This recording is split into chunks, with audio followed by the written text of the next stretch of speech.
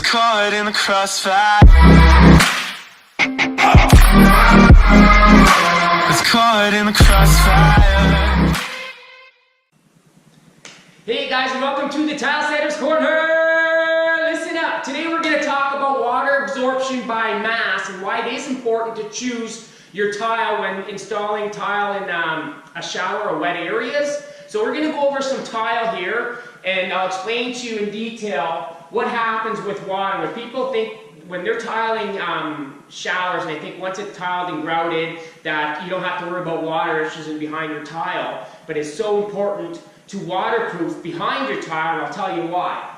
First of all, we're going to go, this is the chart here, it's water absorption by mass, and the type of tile, we're going to go over a mosaic tile, facing veneer tile, which is actually a double fired tile, a quarry tile, wall tile, pavers, and floor tile. Now when choosing your tile, this is by water absorption by mass here. And what I'm going to try and explain to you is that with mosaics, glazed and unglazed, you can get anywhere from 0 to 0.5% to 0.3% in water absorption. Second, if you're facing veneer, you can get anywhere from 0.5% all the way up to 7% water absorption by mass. And I'll explain to you by mass in a minute. Quarry tile, same thing, you can go up to 7%. Wall tile, anything from 7% to 18%. Pavers, 0.5% to 3% and up to 7%. And a floor tile can go anywhere from 0% all the way up to 18%.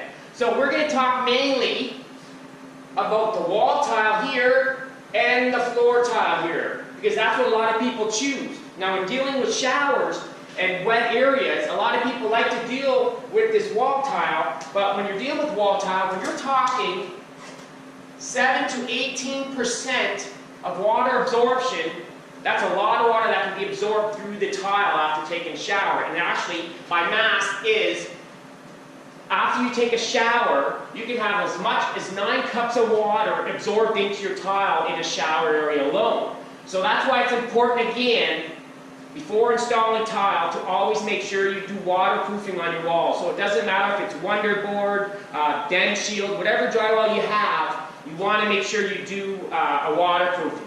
Because what's going to happen is water will absorb through your tile, then eventually it has no room or no air to breathe, and that's when it's caused dampness, where it's not going to be able to dry, and that's what causes mold. So we want to have the water absorption, the waterproofing, especially in your shower areas.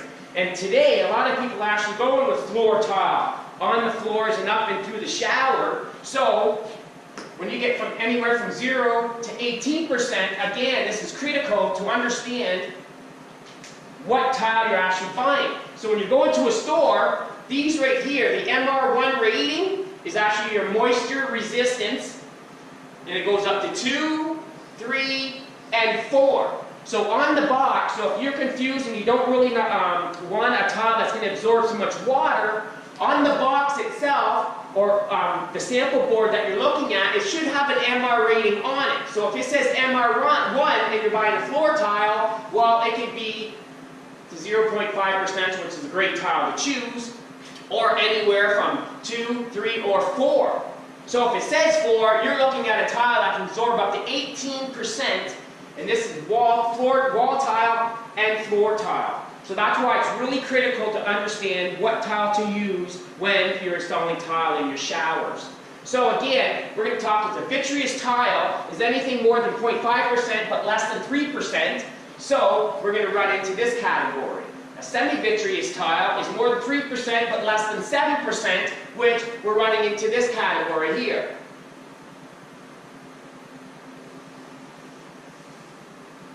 And then a non-vitreous tile is anything more than 7%, and that's what we're talking about right here. So I hope this makes sense to everybody there. So like I said, it's critical for choosing tile and making sure you're waterproofing in your wet areas.